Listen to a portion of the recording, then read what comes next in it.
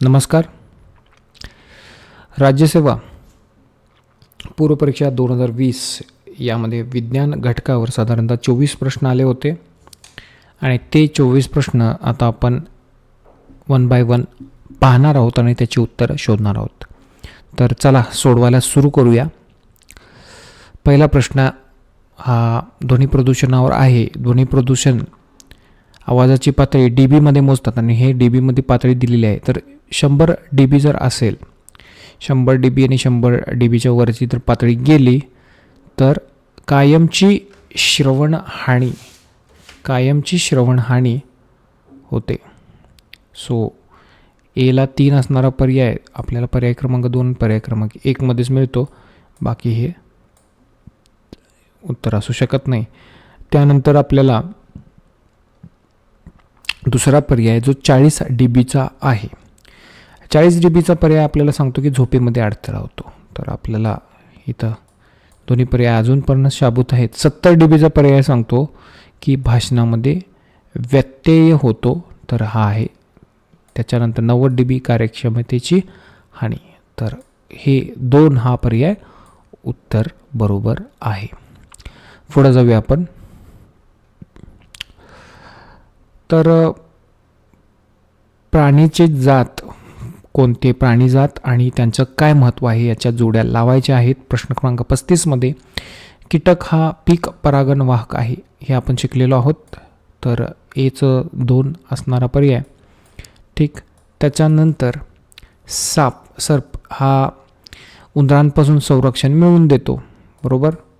त्याच्यानंतर बेडूक कीटकांना खातो आणि गांडूळ ह्या जमिनीची सुपीकता वाढवतो. त्यामुळे पर्याय क्रमांक 1 हे समर्पक उत्तर आहे. पुढे जाऊया. दूरसंचार उपग्रहाची गती पृथ्वीच्या गतीशी सापेक्षपणे 0 असते. करेक्ट, बरोबर आहे. म्हणून तो उपग्रह पृथ्वीवरील माणसास स्थिर आहे असे वाटते. पहिले जर बरोबर आहे त्याचंच हे कारण आहे. हे पण बरोबर आहे पण पहिल्याचं कारण आहे. त्यामुळे ए विधान बरोबर आहे आणि बी त्याची कारण मीमांसा. तर पर्याय क्रमांक 2 हे याचं बरोबर उत्तर आहे. जेव्हा एखादी ध्वनी तरंगाचे संपीडन दृढ भिंतीवर आढळेल तेव्हा त्याचे प्रतिबिंब रूप काय आहे हे विचारलेलं आहे. आता मी हे थोडं इंग्लिशमध्ये वाचतो. ध्वनी तरंग हे लॉन्जिट्युडनल तरंग असतात आणि ह्या लॉन्जिट्युडनल तरंगामध्ये रॅरिफॅक्शन आणि कॉम्प्रेशन अशा विभागांनी एक त्याची तरंगलांबी बनत असते. आता होतं आहे काय की यापैकी जो कॉम्प्रेशन आहे तो आपल्या दृढ भिंतीवर आढळतोय आणि तो पुन्हा रिफ्लेक्ट होतोय, परावर्तित होतोय. परावर्तित होताना कोणताही फेज चेंज होत नाही आणि जे वेव्हलेंथ म्हणजे तरंगलांबीचा जो भाग चालू असेल तोच भाग तिथं आपल्याला परत रिफ्लेक्ट होताना दिसून येतो. त्यामुळं तो अवस्थाही बदलणार नाही आणि फेजही बदलणार नाही. म्हणजे compression with no phase change पर्याय क्रमांक 2 हे त्याचं समर्पक उत्तर आहे मित्रांनो. त्याच्यानंतर 53वा प्रश्न. मृत प्राणी अथवा वनस्पती यांच्यामध्ये कार्बन 14 ते कार्बन 12 यांचे गुणोत्तर बदलत असते, बरोबर. कार्बन 14 किरणोत्सारी आहे. अरे ब विधान तेच म्हटलेलं आहे, वैमापनामध्ये उपयोग करतात. ठीक आहे. तर पहिलं बरोबर आहे विधान पण आणि दुसरं जे विधान आहे ते पहिल्या विधानाचे कारण असून आपल्याला विधान ए सत्य आणि बी विधानाची कारण मीमांसा आहे असं आहे. तर हा पर्याय आपल्याला योग्य आलेला दिसून येत आहे. पुढे जाऊया आपण. थॉम्सनच्या अणुप्रतिकृतीवरून खालीलपैकी कोणते गुणधर्म स्पष्ट समजतात असं विचारलं आहे. आता थॉम्सनचे अणुप्रकृती कुठली आहे ते तुम्ही मला कमेंट बॉक्समध्ये सांगा. पण याचं पर्यायी उत्तर जे आहे ते एकूण अणूची तटस्थता धनप्रभार आणि ऋणप्रभार सारखाच असतो आणि अणू हा तटस्थ असतो. हे थॉम्सनच्या अणुप्रकृतीवरून स्पष्ट होते मित्रांनो. त्यामुळं पर्याय क्रमांक 1 हे उत्तर बरोबर आहे. त्याच्यानंतर आपण पुढे जाऊया. ट्रिटियमचे अर्धायुष्य 12.5 12.5 वर्षे असून त्याचा बीटा किरणाने क्षय होतोय. 25 वर्षानंतर मूळ ट्रिटियमचा किती अंश शिल्लक राहील असं त्याने विचारलेलं आहे. तर पहिल्या 12.5 वर्षात 50% राहील आणि दुसऱ्या 12.5 50च्या 50 म्हणजे 25% आणि जाईल, त्यामुळं 25% इतकाच शिल्लक राहील. त्यामुळं याचं उत्तर जे आहे ते पर्याय क्रमांक 3 आहे. तोंडी आपण हे सहज सोडवू शकतो. पुढे जाऊया. इंटरेस्टिंगली ज्यांना लाईट बिल बघायची सवय असेल, लाईट बिल भरायची, आणि त्यांना युनिट म्हणजे काय असतं हे माहीत असेल तर त्यांच्यासाठी हा सोपा प्रश्न आहे. ज्यांना माहीत नाही त्यांना 1 kilo watt per hour is equal to 1 unit असा आहे. हे जर माहीत असेल तरच हा प्रश्न आपण सोडवू शकता, अन्यथा हा प्रश्न आपण सोडवू शकत नाही. ठीक. तर काय म्हटलं आहे की 300 वॅटचे एक धुलाई मशीन, एक वॉशिंग मशीन आहे ज्याची वॅटेज आहे ते 300 वॅट आहे. ते दिवसाला 1 तास चालतं आणि ते मार्च महिन्यामध्ये महिनाभर आपण चालवलेलं आहे. आता युनिटचा जो विजेचा दर आहे तो आपल्याला MSEBला 3 रुपये या दरानं द्यायचा आहे. 3 रुपये पर युनिट. आता एवढा कमी दर राहिलेला नाही, पण ठीक आहे, हे मानायला सांगितलेलं आहे आपल्याला.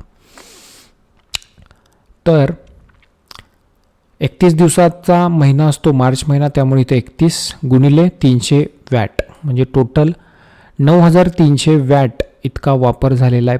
9300 वॅट पर आवर, पर डे पर आवर असं झालेलं आहे. तर ह्याला आपल्याला 1000नं भागावं लागेल तर आपल्याला ते युनिटचं किती युनिट कन्झम्पशन झालं, किती युनिट वापर झाला ते निघतं. तर ते भागल्यानंतर 9.3 युनिट इतका वापर झाला आणि 3 रुपये पर युनिटच्या दराने त्या 9.3ला गुणल्यानंतर आपल्याला उत्तर निघतं आहे 27.90. हे याचं करेक्ट उत्तर आहे मित्रांनो. पुढे जाऊया. तर पर्याय दिलेले आहेत, पर्याय आपल्याला जुळवायचे आहेत. तर संपुष्टात न येणारी संसाधने, संपुष्टात न येणाऱ्या संसाधनामध्ये आपल्याला सौर ऊर्जा ही संपुष्टात येणार आहे का नाही. तर हे याच्यावरून हे उत्तर 3 असं आहे. आता दुसरे पर्याय बघूया जोड्या. स्ट्रॅटोस्फिअर बरोबर, ओझोनचा दाट थर स्ट्रॅटोस्फिअरमध्ये सापडतो. अणुपरावर्ती पुनर्नूतनीकरणास अयोग्य संसाधने किंवा अणुतनावर्ती संसाधने, जीवाश्म इंधन आहे हे आहेत. क्लोरोफ्लोरोकार्बन हा पूर्णपणे मानवनिर्मित आहे, पूर्णपणे हा मानवनिर्मित आहे. त्या मनानं या अनुषंगानं पर्याय क्रमांक 3 हा योग्य पर्याय ठरतो. पुढे जाऊया आपण. 58वा प्रश्न. सध्या जागतिक पातळीवर ताज्या आणि चांगल्या प्रतीच्या फुलांची मानवी आहारात वाढत्या प्रमाणात मागणी आहे. वरील विधान निम्न निर्देशील संभाव्य उपयुक्ततेवर आधारित असून त्यापैकी एक वरील विधानाच्या संदर्भाची संयुक्त नाही, संयुक्तिक नसलेले कारण ओळखा. तर हे फुले आकर्षक असून परागण प्रक्रियेत सहकार्य करतात हे सोडून बाकी सगळे बरोबर आहे. तर बरोबर असणारे हे फक्त चुकीचं आहे आणि ते चुकीचं आपल्याला सांगायचं आहे. फुलांमध्ये नैसर्गिकरित्या अँटीऑक्सिडंट व अपमार्जन, ज्यामध्ये क्रियाशील ऑक्सिजन अपमार्जन करण्याची क्षमता असते, तो असतो असं म्हटलेलं आहे. Flowers are endowed with natural antioxidant and scavenging activity of reactive oxygen radicals. Free oxygen radical जे असतं तर त्यांना नष्ट करण्याची क्षमता फुलांमध्ये असते. दुसरी गोष्ट, फुलांमध्ये अँथ्रोसायनिन प्रचूर प्रमाणात आढळतो आणि फुलांमध्ये महत्त्वाची जीवनसत्वे व खनिजे यांचा स्रोत उपलब्ध आहे. तर ही तिन्ही विधानं बरोबर आहेत आणि एकच विधान ते तिसरं जे आहे फक्त आकर्षक आणि परागण प्रक्रियेस सहाय्य करतात वगैरे हे चुकीचं आहे. त्याच्यामुळे ह्याचं उत्तर जे आहे ते हे पर्याय क्रमांक 3 असं आहे. पर्यावरणाशी संबंधित निम्नलिखित योग्य जोड्या लावा. तर हायड्रोस्फिअर माहीत आहे आपल्याला. हायड्रोस्फिअर म्हणजे महासागर, समुद्र, नद्या, तळे. त्यानंतर लिथोस्फिअर म्हणजे दगड. तर पृथ्वीचा घनखडकांचा घटक म्हणजे लिथोस्फिअर. त्याच्यानंतर ॲटमॉस्फिअर म्हणजे पृथ्वीच्या सभोवताचे वायू आवरण. आणि बायोस्फिअर वनस्पती, प्राणी, सूक्ष्मजीव इत्यादी इत्यादी. म्हणजे काय होते आपलं एला जोडी जुळते ती सेकंडची. एला सेकंड इथं आहे. तर पर्याय क्रमांक 3 हा पर्याय योग्य पर्याय आहे. ठीक. खालीलपैकी कृत्रिम प्रक्रियेमध्ये डॅश डॅश कृत्रिम प्रक्रियेमध्ये अलैंगिक जननांद्वारे योग्य खोड आणि आवश्यक मुळांद्वारे प्रजनन केले जाते असं विचारलेलं आहे. तर हे ग्राफ्टिंगचं वर्णन आहे मित्रांनो. ग्राफ्टिंगचं वर्णन आहे. तर प्रजननामधले कोणते बडिंग, लेअरिंग, कटिंग वगैरे काय आहे ते आपण त्या लेक्चरमध्ये पाहिलेलं आहे. पुढे जाऊया. तर इथं विचारलेलं आहे की जोड्या लावायच्या आहेत. अरिस्टॉटल. तर मित्रांनो अरिस्टॉटल हा जीवशास्त्राचा जनक समजला जातो. अरिस्टॉटल सर्वप्रथम त्यांनी सजीवांना वनस्पती आणि प्राणी या गटांमध्ये विभाजित केलेलं आपल्याला दिसून येतं आणि त्यामुळे अरिस्टॉटल हा जीवशास्त्राचा जनक समजला जातो. हा जोहान मेंडेल जो आहे अनुवंशशास्त्राचा जनक समजला जातो. आणि हिपोक्रेटस हा औषधशास्त्राचा जनक समजला जातो. आणि थिओफ्रास्टस हा वनस्पतीशास्त्राचा जनक समजला जातो. आणि त्यामुळं पर्याय क्रमांक 3 हे योग्य उत्तर आहे मित्रांनो. पुढे जाऊया. सार्कोमेयर बद्दल सत्य विधानं कोणती आहेत ते आपल्याला सांगायचं आहे. तर सार्कोमेयर हे कोणत्याही तंतूचे खंड आहे. A sarcomere is any segment of fibre असं म्हटलेलं आहे. त्याच्यानंतर it is a unit of histological structure and physiological action. ते उत्कीय संरचना आणि क्रियात्मक कार्याचे भाग आहे. दोन्ही विधानं बरोबर आहेत मित्रांनो. दोन्ही विधानं बरोबर आहेत. ठीक आहे. पुढे जाऊया आपण. खालीलपैकी कोणता प्रोटोझोअन आजार TCTC माशीत चालल्यामुळे होतो? टेस्टेस फ्लाय असं नाव आहे त्याचं. हा कुठला आजार ही माशी चावल्यामुळे होतो असं सांगितलेलं आहे. तर स्लीपिंग सिकनेस हे याचं उत्तर बरोबर आहे मित्रांनो. स्लीपिंग सिकनेस हा आजार TCTC माशी चावल्यामुळे होतो. ठीक. कोशिकांचे सर्वप्रथम वर्णन कोणी केले? हा 64 नंबरचा प्रश्न. तर त्याचं उत्तर आहे रॉबर्ट हुक. हा सगळ्यांना माहितीच असला पाहिजे. कार्ल लिनियस, रॉबर्ट हुक हे दोन्ही नावं आपल्याला माहीत असली पाहिजे. त्याच्यावर बरेचसे प्रश्न येऊन गेलेले आहेत. तर रॉबर्ट हुकनी सर्वप्रथम बुचाच्या मृत पेशींचं निरीक्षण करून सर्वप्रथम पेशींचं वर्णन, कोशिकांचं वर्णन केलेलं आपल्याला आढळून येतं. तर 65वा प्रश्न बघूया आपण. खालीलपैकी कोणत्या रासायनिक अभिक्रिया ऑक्सिडीकरण, क्षरपण या प्रकारात मोडतात? एक्सचेंज ऑफ इलेक्ट्रॉन आणि एक्सचेंज ऑफ इलेक्ट्रॉन जिथं जिथं होतं, म्हणजे इलेक्ट्रॉन एक देतो आणि एक घेतो, हे तर रेडॉक्स रिॲक्शन कायम होत असते. आणि त्यामुळं जर रेडॉक्स रिॲक्शन काढायचे असेल, ऑक्सिडीकरण क्षपन रिॲक्शन जर काढायची असेल, तर याचं सर्व पर्याय जे आहेत ते हे रेडॉक्स रिॲक्शनचीच उदाहरणं आहेत. प्रश्न असा आहे की खालीलपैकी कोणत्या रासायनिक अभिक्रिया ऑक्सिडीकरण क्षपन या प्रकारात मोडतात? तर magnesium plus oxygen magnesium oxide तयार होतो. त्याच्यानंतर manganese oxide plus HCl, manganese chloride plus पाणी plus chlorine, sodium plus chlorine sodium chloride तयार होतो. त्याच्यानंतर सोडियम Br बेरिनियम प्लस H2O, हा सोडियम हायड्रॉक्साईड आणि बेरिनियम बाहेर पडतं. तर हा सुद्धा पर्याय हा रेडॉक्स रिॲक्शनचाच आहे. इलेक्ट्रॉन एका ठिकाणीहून दुसऱ्या ठिकाणी जातो, एक देतो दुसरा घेतो, त्यामुळं redox reaction, redox reduction and oxidation, oxidation reduction, ऑक्सरेड रिॲक्शनसुद्धा म्हणू शकता तुम्ही. ही प्रत्येक रिॲक्शनमध्ये होत आहे. समपृष्ठरज्जू प्राण्यांमध्ये पेशीत आणि ऊतीत K प्लस आयनांची संहती डॅश डॅश आणि Na प्लस आयनांची संहती डॅश डॅश असते. तर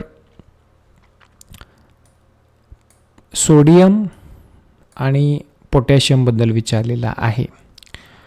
तर समपृष्ठरज्जू जे प्राणी आहेत त्यांच्या पेशीमध्ये कायम पोटॅशियम आयनांची K प्लस आयनांची, पोटॅशियमच्या धनप्रभारित आयनांची आणि सोडियमच्या ऋणप्रभारित आयनांची जी मात्रा जी आहे तर पोटॅशियमची अधिक असते आणि सोडियमची कमी असते मित्रांनो. त्यामुळं पर्याय क्रमांक 3 हे योग्य उत्तर आहे.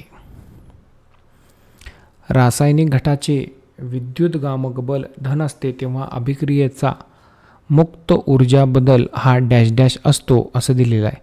EMF electromagnetic force of a chemical cell is positive when the free energy change of a reaction is असं विचारलेलं आहे मित्रांनो. जेव्हा इलेक्ट्रोमॅग्नेटिक फोर्स जो आहे तो पॉझिटिव्ह आहे तेव्हा फ्री एनर्जी चेंज जी आहे ती निगेटिव्ह असली पाहिजे, म्हणून 0पेक्षा कमी असली पाहिजे, म्हणून पर्याय क्रमांक 2 हे याचं योग्य उत्तर आहे मित्रांनो. पुढे जाऊया.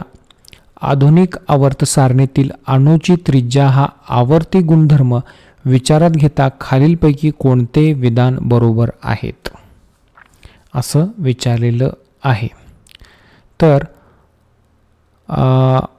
आवर्ती अणूची त्रिज्या काय होते? वरून खाली जाताना वाढते, बरोबर आहे. वरून खाली जाताना कमी होते, चूक. डावीकडून उजवीकडे जाताना वाढते असं म्हटलेलं आहे, तर हेही चूक आहे. डावीकडून उजवीकडे जाताना कमी होते असं म्हटलेलं आहे, बरोबर आहे. त्यामुळे पर्याय क्रमांक 1 हा बरोबर पर्याय आहे. तो आधुनिक आवर्त सारणी आपल्याला माहीत असली पाहिजे. ठीक. तर आवर्त सारणीचे प्रकार, कोणकोणत्या आवर्त सारण्या होत्या, मोस्लेची आवर्त सारणी काय होते, हे सगळं आपल्याला माहीत असलं पाहिजे. पुढे जाऊया. खालीलपैकी कोणास टर्पिनॉइड समजले जाते? Which of the following are terpenoids असं विचारलेलं आहे. तर याचं जे उत्तर आहे, both menthol as well as vitamin A या दोघांनाही टर्पिनॉइड समजलं जातं असं हे उत्तर याचं आहे. त्याच्यानंतर टेट्राहेड्रल व्यामिश्र किंवा जटिल मध्ये विजोड इलेक्ट्रॉनची संख्या किती आहे असं विचारलेलं आहे. Number of इम्पेड electrons in tetrahedral complex is असं विचारलेलं आहे. तर इथं विजोड इलेक्ट्रॉनची संख्या 0 आहे. NiCO4चं टेट्राहायड्रल हा संतृप्त असतो, त्यामुळे त्यात विजोड इलेक्ट्रॉन नाही आणि त्यामुळे याचं उत्तर 0 असं आलेलं आहे. ठीक, आता याच्यानंतर करंट अफेअर्स बेस्ड क्वेश्चन चालू झालेले आहेत. तर भारताच्या गगनयान मोहिमेविषयी अयोग्य विधान आपल्याला सांगायचं आहे. तर यामध्ये पहिलं विधान जे म्हटलेलं आहे, गगनयानसाठी भारतीय हवाई सेनेच्या 4 वैमानिकांची निवड अंतराळवीर प्रशिक्षणासाठी करण्यात आलेली आहे, चुकीचं आहे.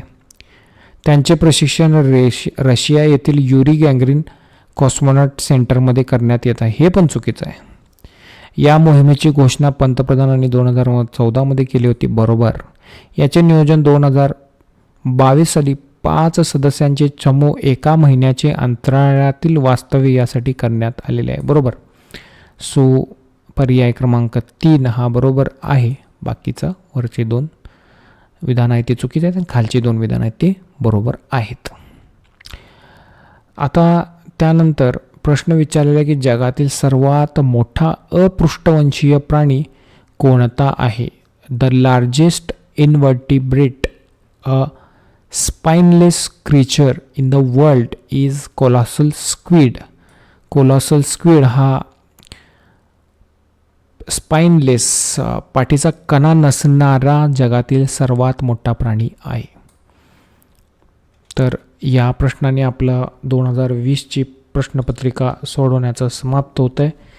आपण 2015 ते 2020 या राज्यसेवेच्या एकूण 6 प्रश्नपत्रिका सोडवल्या आणि त्याची उत्तरं आपण तपासून पाहिली. थोडं ॲनालिसिस पण झालं की किती प्रश्न दरवर्षी येतात, कोणत्या स्वरूपाचे प्रश्न असतात, याचा एक अंदाज आपल्याला साधारणपणे या ठिकाणी आलेला दिसून यायला पाहिजे. आता आपण कसा अभ्यास केला आहे मला माहीत नाही. आपल्याला काही शंका असतील तर आपण जरूर मला कॉन्टॅक्ट करू शकता. माझा मोबाईल नंबर आहे 88 30 54 31 21. 88 30 54 31 21 या क्रमांकावर आपण मला व्हॉट्सअप करून संपर्क साधू शकता. मी आपल्या प्रश्नांना उत्तरं नक्कीच देण्याचा प्रयत्न करेन आणि काही शंका असल्यास आपण कमेंट बॉक्समध्येही मला लिहू शकता. थँक्यू मित्रांनो.